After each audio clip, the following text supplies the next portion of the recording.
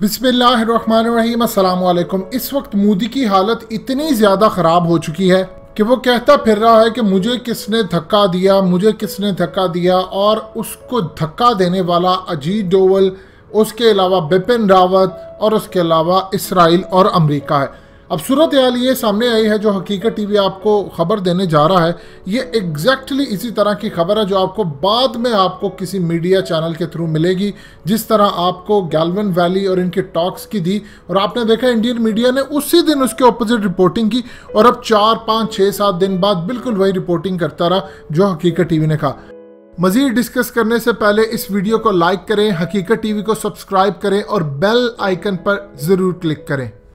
इस वक्त इंडिया की एस्टैब्लिशमेंट, उनकी आर्मी, उनकी जानिब से रिपोर्ट पेश की गई है मोदी को कि अगर चाइना के साथ जंग होती है तो सिर्फ 7 दिन तक लड़ने की हमारे पास सलाहियत है, सिर्फ 7 दिन तक। उसकी वजह यह है कि चाइना के साथ लड़ने के लिए हमारे पास जो हथियार हैं, वो जितने भी हमारे पास हथियार है वो चाइना के लेटेस्ट हथियारों का, उसके इलेक्ट्रोमैग्नेटिक पल्स वेपन्स और दूसरों का मुकाबला नहीं कर सकते। सिर्फ 10% ऐसे हथियार हैं जो चाइना को कुछ लम्हे के लिए रोक सकते हैं, उनका कुछ मुकाबला कर सकते हैं, लेकिन हम उनको शिकस्त नहीं दे सकते।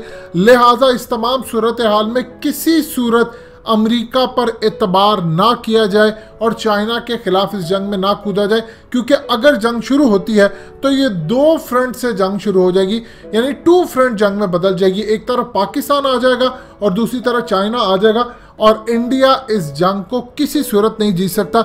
लिहाजा इस तमाम सूरत हाल के अंदर बीच का रास्ता निकाला जाए, चाइना से मामला तय किए जाए। इस लेवल पर आगे हैं कि अपने इलाके सरेंडर करने की इस वक्त तजवीज़ दे दी गई है। ऑलरेडी ये सरेंडर कर चुके हैं, 1959 की क्लेम लाइन पर आ चुके हैं। ये आपके स्क्रीन पर ज़रा देखिए, जूम करके अब आपको नज़र आएगा, ज़रा HD के अंदर ये तस्वीरें हैं। यहाँ पर वो इलाका जहाँ पर 15 जून को लड़ाई हुई थी और इस पहाड़ी से चाइना के फौजी इंडियन फौजियों को मार मार कर नीचे गिरा रहे थे। अब आप अंदाज़ा कर ले, इतने लेवल से नीचे गिरा, किसी का बाद में हाथ नहीं मिला, किसी का कुछ नहीं मिला। और इंडियन मीडिया ने तो कहा कि हमारे सिर्फ 20 मरे, ये तकरीबन 250 के करीब इनके फौजी मरे। और इंडिया की आर्मी के अंदर तो ये चीज़ पता है उनको कि हमारे इतने फौजी मरे हैं। बिल्कुल एग्जैक्टली इस तरह कि जब पाकिस्तान ने बिपिन रावत को उड़ाना था तो उनको पता था, उनका मोराल डाउन हुआ और उनकी एयरफोर्स को पता अभिनंदन क्या करतूत घोल कर आया और सबको पता अभिनंदन वहाँ पर क्या कुछ क्या करे। इवन के जब से वो एयरफोर्स में वापस आया उसकी ना तो वो इज्जत है ना वो लेवल है। इंडियन मीडिया पर प्रोपेगेंडा जितना होता रहे उसको छोड़ दे।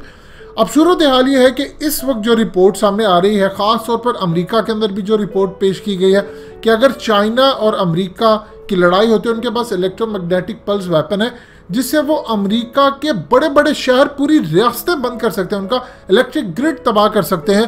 तो इंडिया किस खेत की मूली है? इंडिया के पास क्या सूरत हाल है? अब तो इसराइल की चीखें निकल रही हैं कि चाइना ईरान को फैसिलिटेट करने जा रहा है और ईरान इसराइल पर हमला करने की तैयारी कर रहा है। इंडिया के पास इस वक्त कोई ऑप्शन बाकी नहीं बचता सिवाय चाइना के साथ मामला तय करने का और चाइना के आगे झुकने का। इस वक्त उनकी सिक्योरिटी एस्टैब्लिशमेंट, उनकी एयरफोर्स सब कह रहे हैं कि आप मामला तय करें और ख़ास तौर पर उनको फारिग किया जाए जिन्होंने हमें इस जंग में घुसेड़ा है। अब आप ये देखिए, हाल ही के अंदर जब बोल्टन इंडियन न्यूज़ चैनल को इंटरव्यू दे रहे थे तो उन्होंने क्लियरली ये बात कही कि अमेरिका मदद नहीं करेगा। अब आप ये देखिए, इस वक्त अमेरिका क्या कह रहा है? अमेरिका ये कह रहा है कि तुम रशिया के कैंप से निकलो, उसको भूल जाओ, उसको खैराबाद को डील वील कैंसिल करो, तब मैं तुम्हारे साथ आऊँगा चाइना के खिलाफ लड़ने के लिए। उसके बावजूद सूरत हाल है कि उनकी इस्टेब्लिशमेंट चाह रही है, उनकी आर्मी चाह रही है कि हम ना लड़े। अगर ऐसी सूरत हाल पैदा होती है कि चाइना को ये कहा जाता है कि हम अपने कुछ लोगों को रिज़ाइन करवाते हैं और आपको क्लेम जो भी आप करें उसको एक्सेप्ट करते हैं तो आप मामला तय कर ले। असल में चाइना की नज़र खाली 1959 के क्लेम पर नहीं है, उसकी नज़र आगे उनकी रियासतों पर भी है।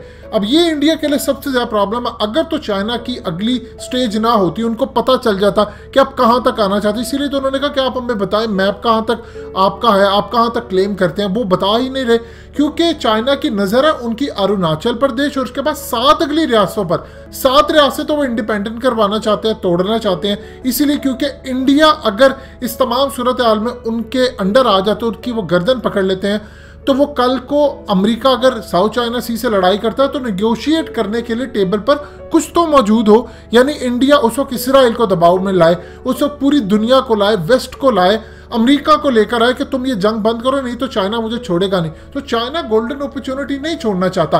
अगर उनको तय होता कि यहाँ से चाइना हट जाएगा या चाइना ने इतना इलाका सिर्फ चाहना है तो वो देकर मामला तय कर लेते। अब चाइना चूंकि उसकी भूख बड़ी है, उसका नजरिया बड़ा है और उसकी अप्रोच बड़ी है। चाइना 2015 से साउथ चाइना सी के अंदर जंग की तैयारी कर रहा है और ये 2020 आ चुका है। और इस तमाम सूरत हाल में डोकलाम एक ट्रेलर था।